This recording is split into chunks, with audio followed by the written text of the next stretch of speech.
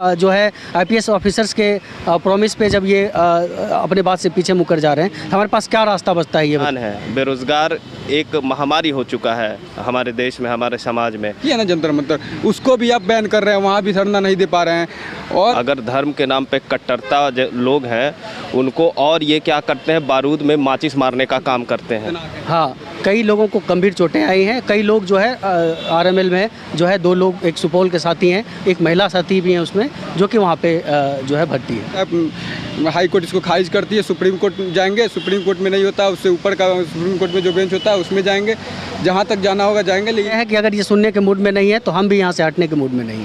नमस्कार, बहुजन सेंचुरी देख रहे हैं आप। मैं विकास सिंह बौद्ध। इस वक्त मैं मंदिर थाना मार्ग के बाहर मौजूद हूं और मेरे साथ अभी युवा हल्ला बोल के लोग मौजूद हैं। मैं उन लोगों से जानना चाहूँगा कि एसएससी जीडी छात्र जो हैं वो क्या उनकी प्रोसेस हो रही है, क्या अंदर थाने में हो रहा है और बाकी तमाम चीज़ें, क्योंकि ये लोग उन लोगों का साथ दे रहे हैं ताकि उन लोगों को ज्वाइनिंग मिल सके। सबसे पहले सर मैं आपका परिचय जानना चाहूँगा। मेरा नाम प्रशांत कमल है। मैं युवा हल्ला बोल का जनरल सेक्रेटरी ऑर्गेनाइजेशन हूँ।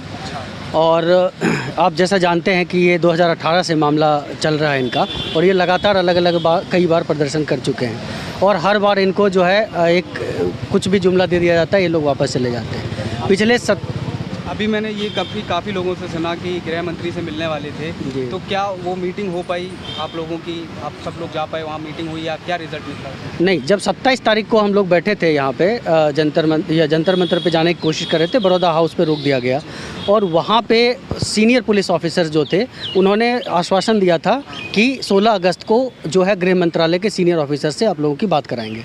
और इसका जो है फिर लिखित परमिशन के लिए भी हमने उस समय दे दिया था। इन्होंने आश्वासन दिया था कि आप लोगों को अगर हम बात नहीं करवाएंगे तो आप लोगों को प्रदर्शन करने की जो है अनुमति दी जाएगी। उसके बाद जब हम लोगों ने बहुत सारे लोग हैं जो अलग अलग जगह, कोई कहीं गुरुद्वारे में ठहरा हुआ है, कोई किसान आंदोलन जहाँ हो रहा है वहाँ पे ठहरे हुए हैं, अलग अलग जो जगह पे कई लोग प्लेटफॉर्म पे रह रहे हैं और उन्होंने इतना दिन बिताया यहाँ पे सिर्फ 16 तारीख का इंतज़ार करने के लिए। और जब 16 तारीख को पार्लियामेंट थाने में आए तो आधा घंटा करके इनको जो है लटका दिया गया। तो इन लोगों को मजबूर होकर जो है हम लोगों से कहे कि अब क्या करना चाहिए, तो हमने कहा ठीक है। तो उन्होंने खुद कहा था कि हम परमिशन देंगे। तो फिर ये जब आज सुबह यहाँ पर आए हैं तो इनको जो है मार पीट कर उठा दिया गया है, ना महिला को समझा गया ना पुरुष को। और आप लोग विजुअल्स देख रहे हैं, वो बहुत दर्दनाक है। हाँ, कई लोगों को गंभीर चोटें आई हैं। कई लोग जो है आरएमएल में जो है 2 लोग, एक सुपौल के साथी हैं, एक महिला साथी भी हैं उसमें, जो कि वहाँ पे जो है भर्ती है।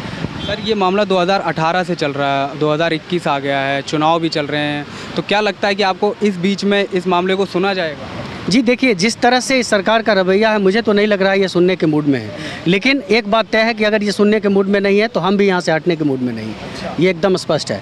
क्योंकि अगर ये जब सीनियर ऑफिसर्स के जो है आईपीएस ऑफिसर्स के प्रॉमिस पे जब ये अपने बात से पीछे मुकर जा रहे हैं, हमारे पास क्या रास्ता बचता है ये बताइए। और उस समय जब ये कहा गया कि भाई अभी 15 अगस्त की तैयारी हो रही है, उसके बीच में किस तरह से नफरत फैलाने वाले जो है नारे लगे और वो उस सब के लिए इनको परमिशन मिल गया। लेकिन जब युवा अपने मांग के लिए यहाँ पे आए हुए हैं तो उसमें इनको जो है तरह तरह के जो है ये कानून बता रहे हैं और अलग अलग जगह पे जो है इनको डिटेन कर दिया गया है। तो मेरी तुरंत मांग है कि इन लोगों को तुरंत जो है अभी रिहा किया जाए और हमारी बात किसी जो है सीनियर ऑफिसर से गृह मंत्रालय में कराई जाए, नहीं तो यह चलता रहेगा जब तक बात नहीं हो जाती। अभी मैं देख रहा हूँ कि काफ़ी देर से आप लोग यहाँ पर हैं, मौजूद हैं, बात की आप लोगों ने पुलिसकर्मियों से भी। क्या निकल के आया कि ये लोग मतलब क्या बोल रहे हैं कि छोड़ेंगे या फिर नहीं छोड़ेंगे? आज ये लोग कोई स्पष्ट जानकारी नहीं दे रहे हैं। कभी कह रहे हैं कि आप डीसीपी से बात करो, कभी कह रहे हैं SHO पार्लियामेंट स्टेट से बात करो, नंबर तक ये उपलब्ध नहीं करा रहे हैं और ये कोई स्पष्ट बात करने घुमा फिरा रहे हैं बस। और बच्चे सारे अंदर ये चाह रहे हैं किसी तरह से इनको थका दें, किसी तरह से इनको परेशान कर दें और ये लोग घर चले जाएंगे। ये इनकी भूल है। ये एकदम से स्पष्ट है हमारे तरफ से कि अगर ये बात नहीं कराएंगे तो ये फिर कल हम लोग आएंगे और फिर ये चलता रहेगा जब तक बात नहीं करा दें। सर आपका परिचय? मैं सचिंद्र, युवा हल्ला बोल से ही हूँ मैं। जी, दिल्ली में ही रहते हैं सर आप? जी। आप पढ़ रहे हैं? मैं लॉयर हूँ, दिल्ली हाई कोर्ट में मैं लॉयर हूँ। मैं युवा हल्ला बोल की लीगल टीम का जो है सारा काम मैं ही देखता हूँ। बहुत अच्छी बात है सर। अभी सर से जैसे कि मैं बात कर रहा था, अभी बात हो रही थी कि जंतर मंतर पर जो नारे लग रहे थे, तो मैं उसी से एक सवाल करना चाहूँगा कि जैसे कि वो पॉलिटिक्स बीजेपी के लोग थे वो सारे, और माना भी गया है कि वो बीजेपी के, क्या उन लोगों को सज़ा होनी चाहिए या फिर नहीं होनी चाहिए? देखिए, पहले तो पुलिस ने उन पे चार्जेस ही नहीं लगाए हैं। लगना तो उन पे वैसे तो यूएपीए के चार्जेस लगने थे और उन पे उस तरह से चार्जेस नहीं लगाए हैं, जिसका परिणाम ये हुआ कि एक दिन में उनको बेल मिल गई कोर्ट से। और एक जो पिंकी चौधरी हैं, उनको पुलिस ने एंटिसिपेटरी बेल दे दी है। उनको अगली सूचना तक उनको गिरफ्तार ना करने के आदेश दे दिए गए हैं। और वहीं जब छात्र अपनी वाजिब मांगों को लेके जब अपनी आवाज़ उठाना चाहते हैं, प्रदर्शन करना चाहते हैं, तो ये कोरोना का एक बहाना देके कि अभी पेंडेमिक एक्ट में अभी जो है प्रदर्शन अलाउ नहीं है, इस तरह से करके किसी भी तरह से ये युवाओं के प्रदर्शन को रोकना चाहते हैं। उनकी आवाज़ जो एक वाजिब मांग है उसको कहीं ना कहीं ये नकार रहे हैं। सर, एक तरफ हमने देखा है कि वो 100 करोड़ का नारा लगाते हैं और अखंड भारत का कहते हैं, विश्व गुरु बना दिया है, तो आपको लगता नहीं कि कुछ आप देखिए ना, प्रधानमंत्री का 2019 का भाषण ले लीजिए, 2021 का भाषण ले लीजिए, 2020 का, वो एक ही चीज़ हर बार अलग तरीके से बोलते हैं। कभी 100 लाख करोड़ बोलते हैं, अगले भाषण में 110 लाख करोड़ बोलते हैं, और इस बार भी उन्होंने वही 100 लाख करोड़ का, और बोलते युवाओं के कॉन्टेक्स्ट में। और आप देखिए ग्राउंड पे ये युवाओं के साथ क्या करते हैं। ये उनको नियुक्ति नहीं देते हैं क्योंकि ये सारे लोग मेडिकली फिट हैं और इसके बाद भी जो है इन्होंने सारे एग्ज़ाम क्लियर कर लिए हैं, इसके बाद भी इनकी नियुक्ति नहीं हो रही। इनमें से कई लोग जो हैं नियुक्ति होने के बाद भी अब कर्जा लेके किसी तरह से अपने घर का भरण पोषण कर रहे हैं। बिल्कुल बहुत दयनीय स्थिति एक तरीके से पहुंच गई है युवाओं की, खास तौर पे देश में देखा जाए तो। अमित भाई, मैं आपसे जानना चाहूँगा, आप भी काफ़ी टाइम से दिल्ली में ही रह रहे हैं, क्या हालात लग रहे हैं आपको इन छात्रों के? इन छात्रों के हालात तो मतलब 27 जो मतलब 2018 से आप देख रहे हैं कि 2018 से लगातार ये लोग संघर्ष कर रहे हैं। और जब ये 27 तारीख को जब ये धरना हुआ था, तो 27 तारीख को जब धरना हुआ था तो इन लोगों ने बोला था, क्या बोला था कि होम मिनिस्ट्री में सीनियर आईएएस लेवल के ऑफिसर से बात कराया जाएगा। उसके बाद अगर बात नहीं हो पाती है तो 16 तारीख को परमिशन देंगे धरना करने का, ठीक है। जब 16 तारीख को सब पार्लियामेंट स्ट्रीट थाने जाते हैं, मैं भी था उसमें, तो बोलते इधर उधर गोल मटोल बात करते और घुमाते हैं, दिन भर घुमाते रह जाते हैं। तो दिन भर घुमाते रह जाते हैं, फिर बोलते हैं कि हम बात करवा, ये अपॉइंटमेंट दिलवा देंगे, बात होगा नहीं होगा इसका मेरी गारंटी नहीं है, ठीक है। और हाँ बात छात्र बोल रहे हैं वैकेंसी खाली है, इनके पास डाटा है, इन लोगों ने डाटा दिखाया। आप अगर बाहर आएंगे वो लोग तो आप उन लोगों से डाटा शेयर कर लेंगे, वो आप ये अपने दर्शकों को दिखा दीजिएगा। और ये एक बात ये हो गई कि 27 तारीख को इन्होंने बोला कि 16 तारीख को हम परमिशन देंगे, लेकिन बात ये है कि जब परमिशन की बात आई तो परमिशन 16 तारीख से देने वाले हैं। उससे पहले डीडीएमए का ये आदेश आ गया कि पेंडेमिक एक्ट के कारण ये नहीं होगा, धरना प्रदर्शन नहीं होगा। और बताइए, एक डेजिग्नेटेड प्लेस है हमारे पास धरना देने का, दिल्ली में एक ही है ना, जंतर मंतर, उसको भी आप बैन कर रहे हैं, वहाँ भी धरना नहीं दे पा रहे हैं।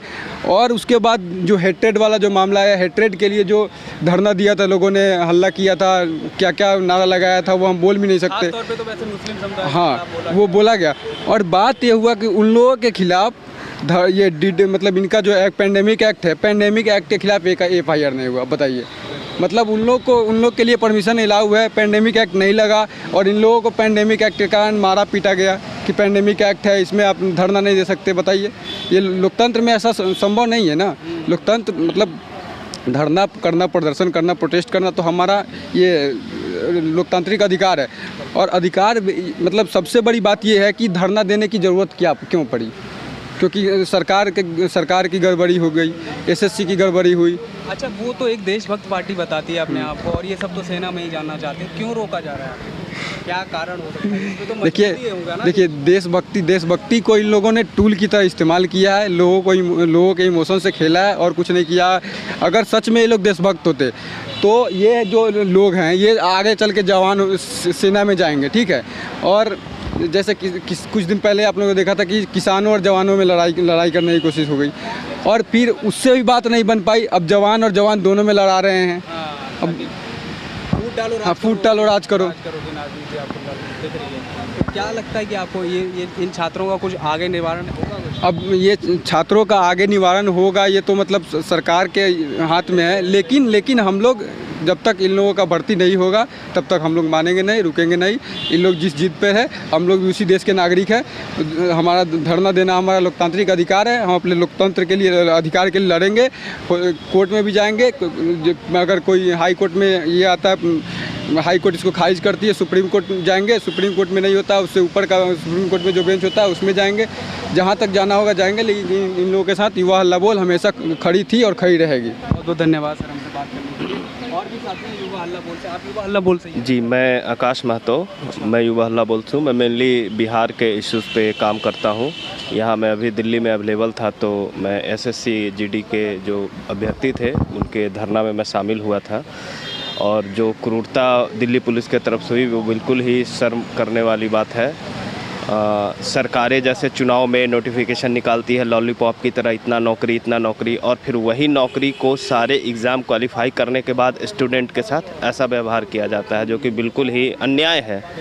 और देश का युवा के साथ ये अन्याय आप देखेंगे ध्यान से, पिछले जितने भी एग्ज़ाम हुए हैं, एग्ज़ाम के रिज़ल्ट पेंडिंग है, नोटिफिकेशन पेंडिंग है, मेरिट पेंडिंग है, युवा परेशान है। बेरोज़गार एक महामारी हो चुका है हमारे देश में, हमारे समाज में, और सरकार बिल्कुल अपना वही धर्म वाला प्रोपेगेंडा पे काम कर रही है।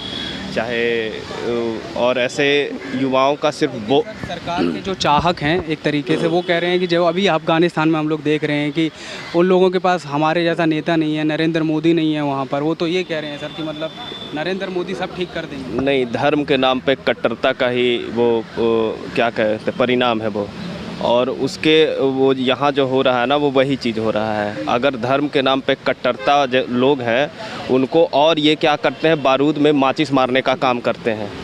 तो सरकार ऐसे नहीं होती है। सरकार आप कट्टरता को बढ़ावा नहीं देना चाहिए।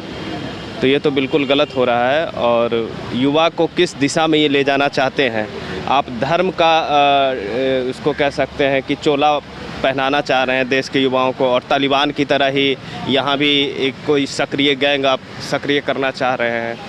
तो ये तो बिल्कुल गलत है। ये लोकतंत्र। जी बिल्कुल। थैंक यू सर हमसे बात करने के लिए।